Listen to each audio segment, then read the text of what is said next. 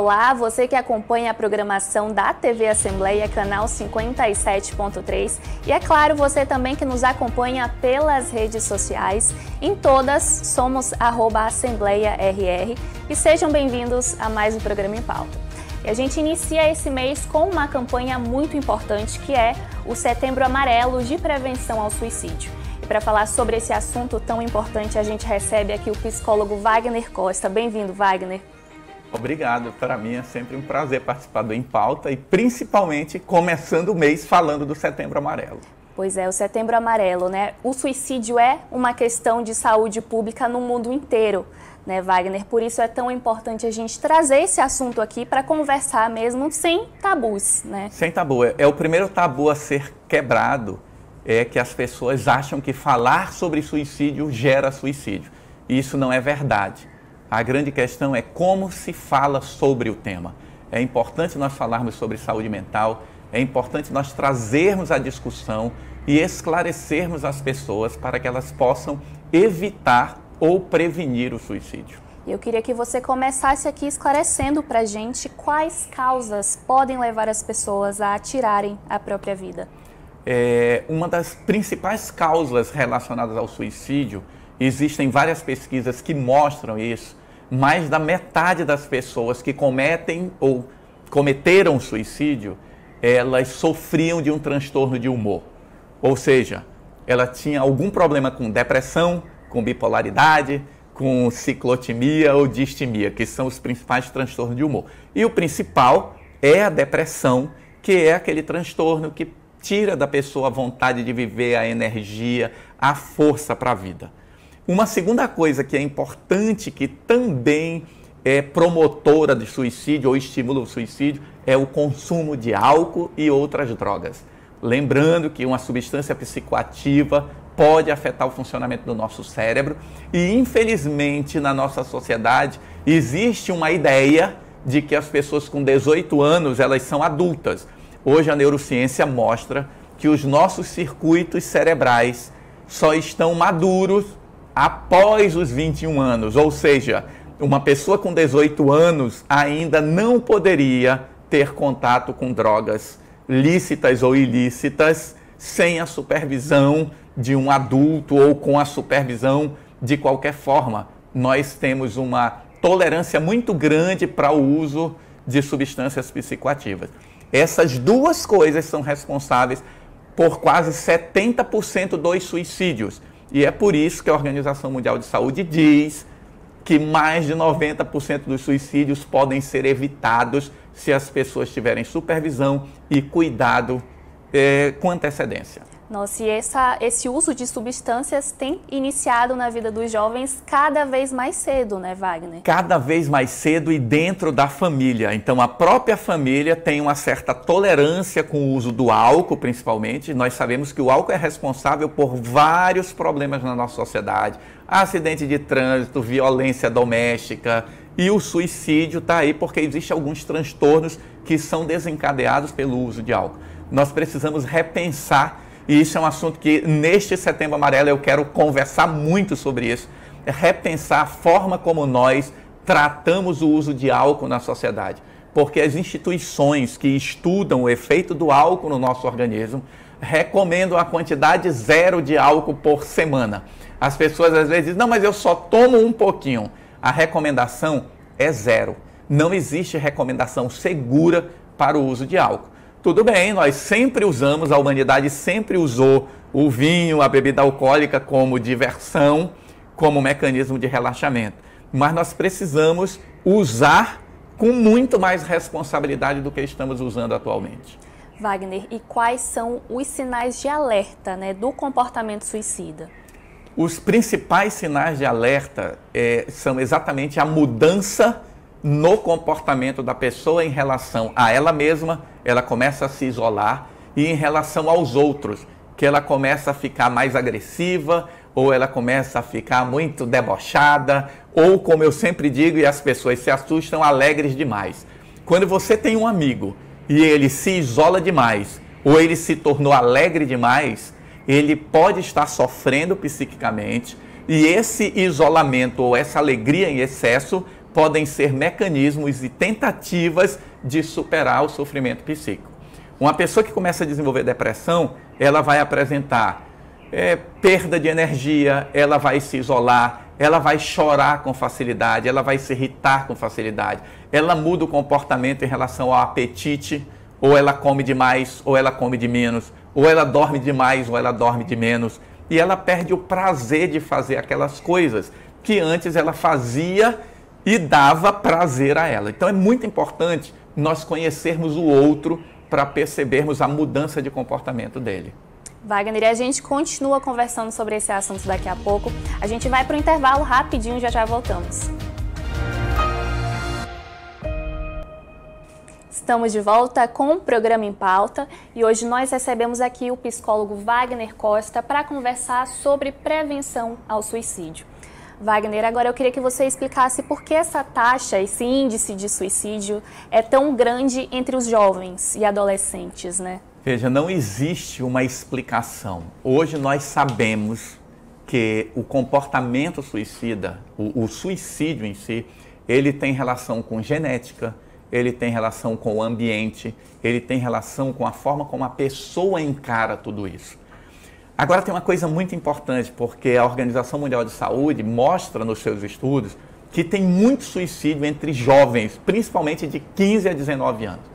Uma coisa importante que as famílias precisam saber e nós precisamos mudar o nosso comportamento, que é aquilo que eu falei anteriormente. O cérebro não está pronto e maduro antes dos 21 anos. Então, quando um jovem começa a ter contato com álcool e drogas antes dessa idade, ele pode desenvolver algum tipo de transtorno mental. Porque as drogas, elas mudam o funcionamento do cérebro. E se esse cérebro ele não está maduro, ele não está na sua plenitude, ele pode começar a ter uma distorção. E o jovem não sabe como resolver os problemas da vida. Então é extremamente importante o jovem e o jovem adulto ter acompanhamento. Então essas taxas são altas, vêm crescendo ao longo dos anos, no Brasil principalmente, e nós sabemos que a desesperança, a falta de perspectiva no futuro, o desemprego, a fome, a violência doméstica, tudo isso afeta as pessoas, porque não existe saúde sem saúde mental. Com certeza, Wagner. E o que fazer, então, se eu percebo em um familiar ou em um amigo esses comportamentos suicidas que você citou aqui? É buscar ajuda. Uma das coisas muito importantes é conversar com outra pessoa. Se você está se sentindo deprimido, pensando em suicídio, não ache que você é a única pessoa do mundo a pensar isso. É importante buscar ajuda. Procure alguém da sua confiança, procure um profissional de saúde, procure um médico, procure um psiquiatra, um psicólogo, converse com alguém, ligue para o CVV, que é o número 188, que é um número que está disponível 24 horas por dia em qualquer lugar do Brasil. Tem o SAMU, que também atende às emergências, e nós temos na cidade os CAPs, que são os Centros de Apoio Psicossociais, que eles ajudam também as pessoas em sofrimento psíquico. Então eu diria que o que fazer, a primeira coisa, é reconhecer que algo mudou e procurar ajuda. E se eu percebo essa mudança em alguém à minha volta, é extremamente importante que as pessoas deixem de ter essa coisa do medo de abordar. Vá lá e fale diretamente com a pessoa. Olha, eu percebi que você está diferente, você está precisando de ajuda, o que está acontecendo? Eu sou seu amigo, eu estou aqui. Aí a pessoa sempre vai dizer, não, não é nada não, ei. Pode até dizer para mim que não quer falar comigo, mas tem alguma coisa porque eu te conheço e eu percebi a mudança. Às vezes nos falta isso. E é muito comum, depois que alguém comete suicídio, depois que alguém morre por suicídio, a gente descobrir e dizer, eu percebi que ele estava diferente. Então nós precisamos nos antecipar. É importante ser esse apoio, né? Oferecer o apoio e incentivar também a pessoa que você percebe esses sinais a buscar ajuda, né, Wagner? Sim, e a busca de ajuda é muito importante, até porque nós ainda vivemos um estigma. A pessoa que ela está em sofrimento psíquico, ela tem vergonha de buscar ajuda porque as pessoas ainda veem isso como fragilidade ou fraqueza. Eu sempre digo para as pessoas que quando você é capaz de mostrar sua fragilidade, isso mostra quão forte você é para se mostrar frágil. Então, hoje, muitos estudos mostram que as pessoas fortes, elas são capazes de reconhecer a sua fragilidade. Nossa saúde mental tem muita conexão com isso. E nós precisamos aproveitar o mês de setembro para divulgarmos ao máximo, para buscarmos informações. Hoje nós temos páginas no Ministério da Saúde, páginas do CVV, tem muitas instituições que dão apoio. E é importante nós sabermos o número, onde funciona, qual é o grupo do bombeiro que dá apoio, qual é o CAPS que atende pessoas, entende? Onde buscar essa ajuda, saber exatamente, ter informação para nós e para alguém que possa precisar. Wagner, e a automutilação é um sinal aí de alerta do pensamento suicida? A automutilação é um sinal de alerta porque a automutilação ela tem a ver muito com a ansiedade. E algo curioso que os estudiosos mostram que a automutilação ela parece que é contagiosa. Quando alguém está se mutilando, ela parece que estimula outras pessoas. E muitas pessoas, elas começam com pequenas mutilações e isso vai crescendo. O termo que se usa é automutilação sem intenção suicida. A pessoa, quando se mutila, ela não quer se matar, mas ela pode, no momento de desespero, perder o controle e vir a atentar contra a própria vida. Então, pais que percebem aí a automutilação nos filhos devem ficar alertas, então, que já pode ser um sintoma aí de ansiedade, que pode sim levar ao suicídio, se não tratado, né? Sim, porque hoje o que se vê é que a depressão não tratada, ela pode levar ao suicídio. E quando a gente fala dos pais, a responsabilidade de quem cuida de um jovem, de uma criança, ela é muito importante. Porque se você tem um filho, a idade, não importa a idade, se ele tiver 2 anos, 3 anos, ele for uma pessoa que reclama demais da vida, que ele está sempre insatisfeito, isso já é um comportamento que pode no futuro ter uma conexão com depressão. Geralmente as pessoas que desenvolvem depressão na adolescência e na idade adulta, elas eram crianças que a gente chama de insatisfeita, aquela criança que ela sempre as coisas estavam ruins, ela sempre estava reclamando, é aquela pessoa, a gente brinca, né, que diz essa criança é chata, mas na verdade isso é um comportamento que mostra um sinal e um sintoma de que tem algo que a incomoda internamente, que ela não sabe lidar com aquilo. Wagner, e o bullying também, infelizmente, é uma prática muito comum nas escolas, né, com crianças e adolescentes. E isso pode também ser um fator que pode levar alguém a desenvolver sintomas, né, de depressão, que podem gerar, aí, ou levar a pessoa ao suicídio? Tem muita referência e muita documentação sobre isso. Às vezes, as pequenas brincadeiras que são consideradas o bullying, que se faz... É como se fosse de forma inocente a outra pessoa vivendo um momento de crise, ela pode atentar contra a própria vida em decorrência de um bullying. Então, às vezes, as crianças acham que isso é normal, que é só uma brincadeira, mas ela não sabe o efeito. Então, os pais precisam ficar atentos. Nós precisamos mostrar para os nossos filhos que não se brinca com a identidade e com a individualidade de outra pessoa. Nós precisamos desenvolver essa responsabilidade. Porque, às vezes, quando a gente fala de bullying, a gente fala muito na vítima. Mas nós precisamos também cuidar daquele que pratica o bullying. Então, eu preciso saber se meu filho, minha filha, tem esse tipo de brincadeira e eu preciso mudar isso. Então, é uma preocupação que os pais devem ter também, não só se o filho sofre bullying, mas se ele também pratica. Sim, né? Sim, porque ele pode achar que aquilo é só brincadeira. E é nossa responsabilidade trazer esse assunto para a discussão. Porque hoje o suicídio e as tentativas de suicídio, elas são muito veladas. Na nossa sociedade a gente tem aquela impressão de que se eu não converso do assunto, eu resolvo. E o que se vê é que, de uma forma geral, 17% de uma população, ela pensa em suicídio. Então, desses 17%, às vezes há uns números aí contraditórios, mas dizem que para cada tentativa de suicídio bem sucedida, tem outras 25 tentativas que não aconteceram, não levaram, né, a um ato fatal. Então é muito importante nós percebermos. Então, se eu imagino,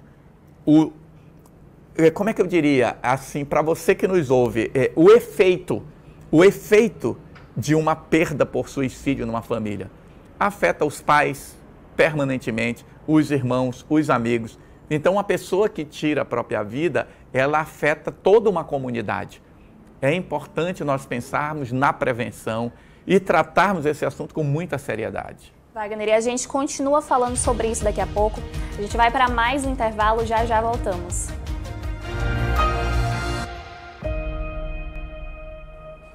Estamos de volta com o último bloco do programa Em Pauta. Hoje nós recebemos o psicólogo Wagner Costa para conversar sobre prevenção ao suicídio. Wagner, é importante a gente falar também que o suicídio não está presente somente entre jovens e adolescentes, né? Mas também na população adulta e também na população idosa, não é verdade? E tem crescido entre os idosos porque a nossa sociedade valoriza pouco o idoso.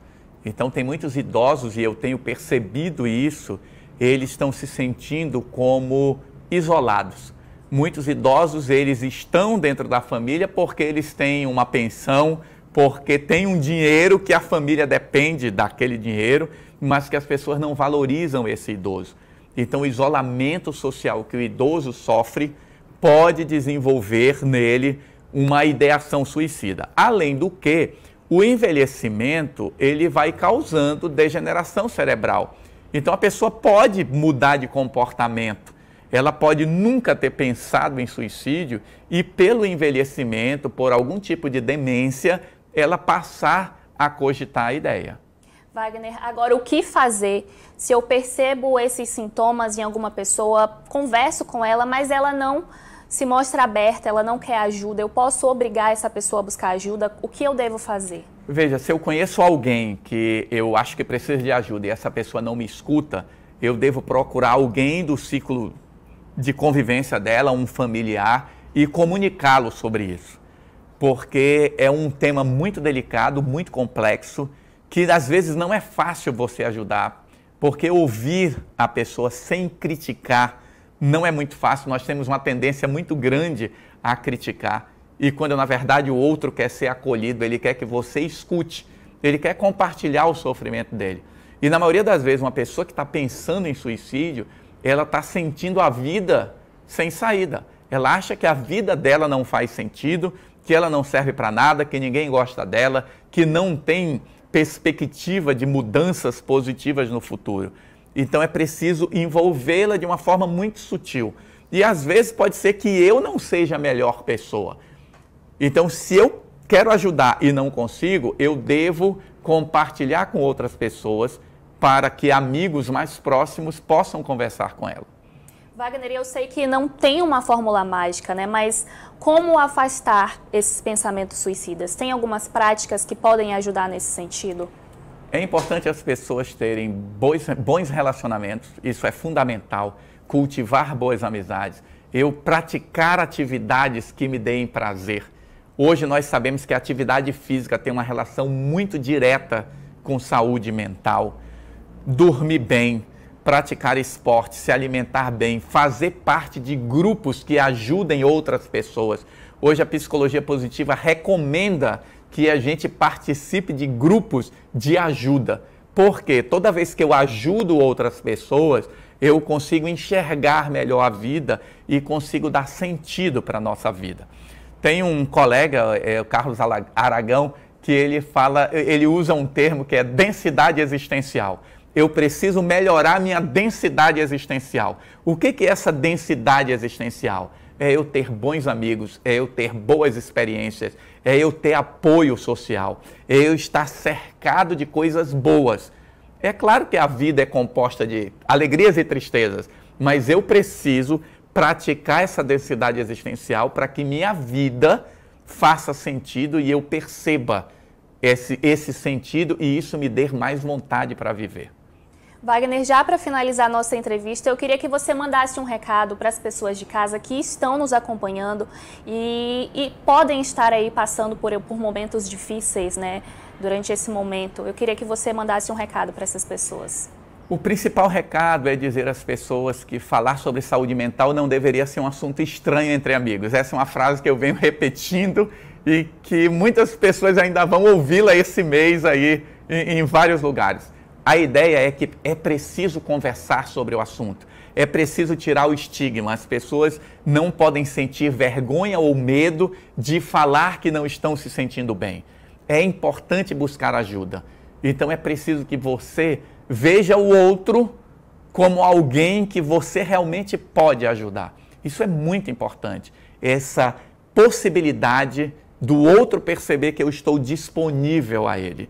Então eu diria que o ponto inicial é conversarmos bastante sobre o tema e quebrarmos o tabu. Wagner, muito obrigada por ter aceitado o nosso convite mais uma vez. A gente segue falando sobre esse assunto aqui durante o mês de setembro, porque, como você falou, é um assunto ainda rodeado de muito estigma, muito tabu. Então, a gente precisa continuar falando, sim, sobre saúde mental, sobre o bem viver, né, Wagner? Então, muito obrigada e a gente te recebe aqui mais vezes, com certeza, para continuar falando sobre esse assunto. Estou sempre à disposição e para mim é um prazer participar do Em Pauta e participar da campanha do Setembro Amarelo, porque é algo importante. Geralmente todo ano o Ministério da Saúde divulga algumas estatísticas no mês de setembro, mas no ano passado foi divulgado que Roraima saiu do ranking mais crítico. Nós éramos o segundo estado proporcional à população em suicídio e hoje nós passamos para o 5º lugar. Eu queria muito que Roraima saísse da posição entre os 10, que a gente sumisse desse mapa, que é um mapa muito triste. Com certeza, e a gente segue falando sobre isso para que um dia a gente consiga aí sair desse mapa, né, Wagner? Com certeza.